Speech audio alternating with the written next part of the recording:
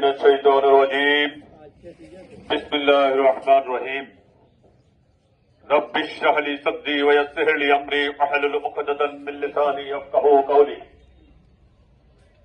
সম্মানিত গুণবতী এলাকার প্রিয় ভাই ও বোনেরা, আগামী ত্রয়োদশ জাতীয় সংসদ নির্বাচনে আমরা মাস মার্কা প্রতীক নিয়ে নির্বাচনী ময়দানে অবতীর্ণ হয়েছি। প্রিয় ভাইরা, আপনারা সকলেই জানেন চেনেন আমি 14 গ্রামের গুণবতীর সন্তান। সম্মানিত ভাই ও বোনেরা, আমি আজকে অত্যন্ত গভীর শ্রদ্ধার সাথে স্মরণ করছি 14 গ্রামের তথা বাংলাদেশের কৃতি সন্তান,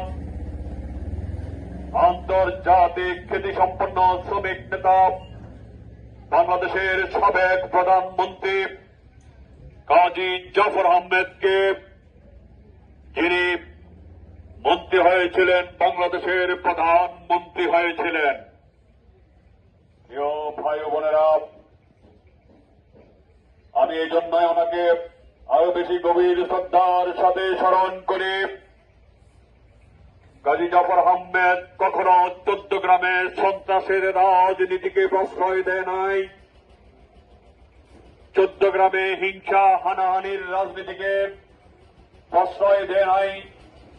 শান্তিপূর্ণ সহ অবস্থানে জনাব কাজী জাফর আহমেদ বিশ্বাস করতেন।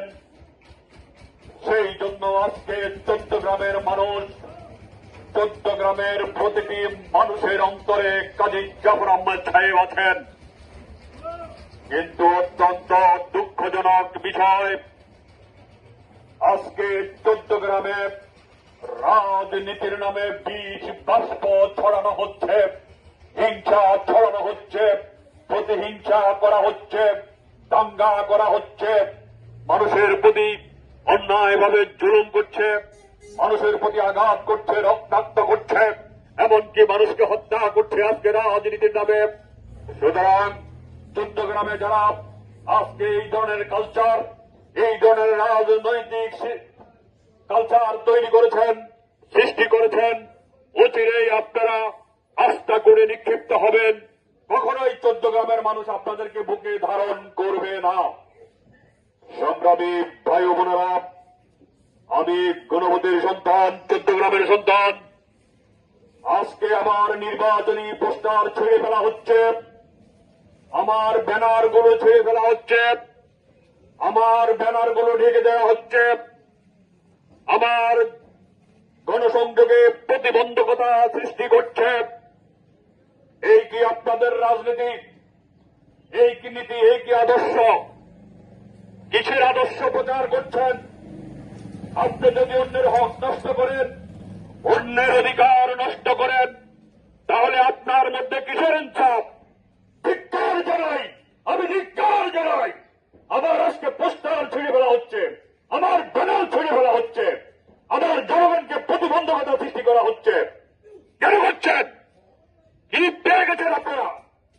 আমি সতর্ক করে দিতে চাই, হুঁশিয়ার করে দিতে চাই, প্রত্যেকটি অন্যায়ের, প্রত্যেকটি জুলুমের প্রতিশোধ নেওয়া হবে, হিসাব নেওয়া হবে ইনশাআল্লাহ। প্রিয় ভাই ও বোনেরা, আজকে অনেক দিন ধরেই রাজনৈতিক ময়দানে আছি, রাজনীতি করছি। কেউ বলতে পারবে না আমি কারো উপরে জুলুম করেছি, কোন অন্যায় করেছি, কোন অন্যের অধিকার নষ্ট করেছি, আমি কারো কোনো ক্ষতি করেছি, আমি দুর্নীতি করেছি, রাজনীতি করেছি, সন্ত্রাস করেছি, চাঁদাবাজি করেছি। একটি ছিটে ফোটা অভিযোগ আমার বিরুদ্ধে কেউ আনতে পারবে না। আমি চ্যালেঞ্জ দিয়ে বলেছি, যদি এরকম কোন একটি সঠিক অভিযোগ প্রমাণ সহ আমাকে হাজির করতে পারেন, আমি রাজনৈতিক ময়দান থেকে সরে যাব, নির্বাচন থেকে সরে যাব। কিন্তু কেউ পারে নাই। আজকে যারা আমার প্রতিদ্বন্দ্বী প্রার্থী, তাদের অনেক দুর্নাম, তাদের চাঁদাবাজি, তাদের সন্ত্রাস আছে, তাদের দুর্নীতির ফিরিস্তি আছে, তাদের অর্থনৈতিক অবস্থা দেখলেই বোঝা যায় তারা দুর্নীতি করে টাকার পাহাড় বানিয়েছে। এই টাকার জোরে এখন মানুষকে তারা মানুষ মনে করছে না। প্রিয় চট্টগ্রামবাসী, আমি আপনাদের বিবেকের উপর ছেড়ে দিলাম।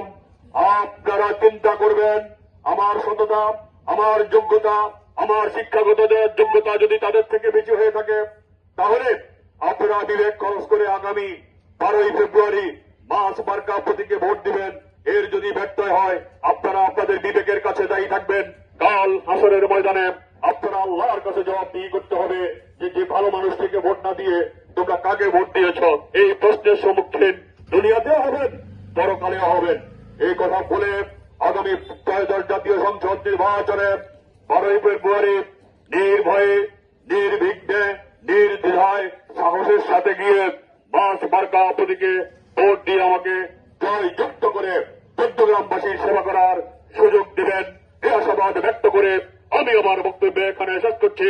আল্লাহ হাফেজ। বাংলাদেশ জিন্দাবাদ। মাস মার্কা জিন্দাবাদ।